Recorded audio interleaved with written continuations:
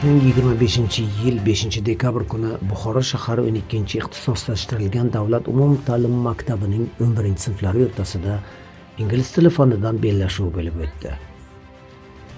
Bellashuvni o'tkazishdan maqsad bugungi kunda yangi baholash mezoniga o'tgan maktablarda har bir fandan olinadigan bo'lim yuzasidan summativ baholashda berilgan loyiha ishlarining yuqori sinf o'quvchilari tomonidan qanday bajarilishining dolzarbligi va o'quvchilarga motivatsiya berishdan iboratdir.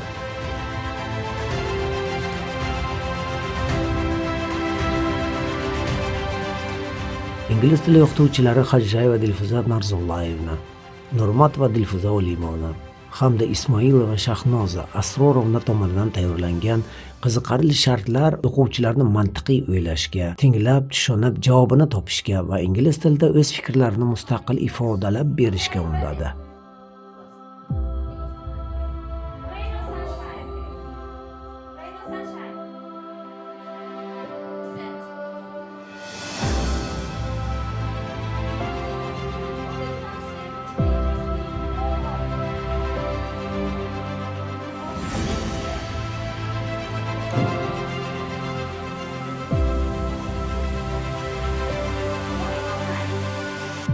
What's your dream travel?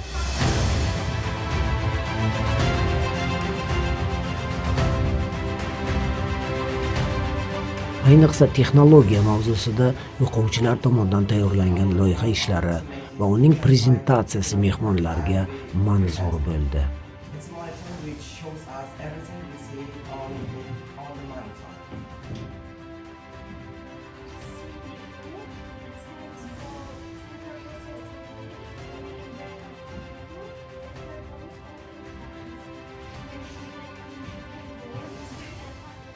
It's with the magnet and you pull inside that help the sound, that help make the sound low.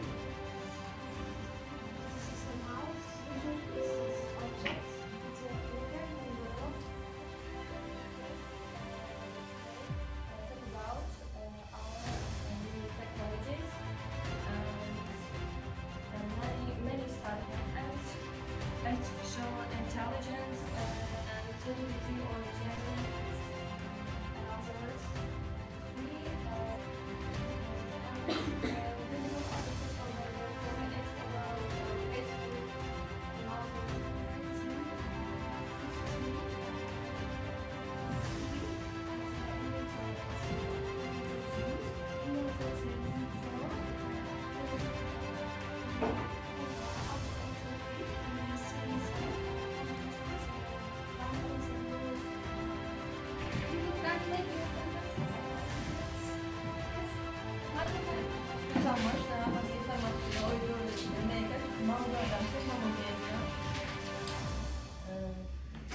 zamonaviy texnologiyalar umriy sinf kurslar berdilar.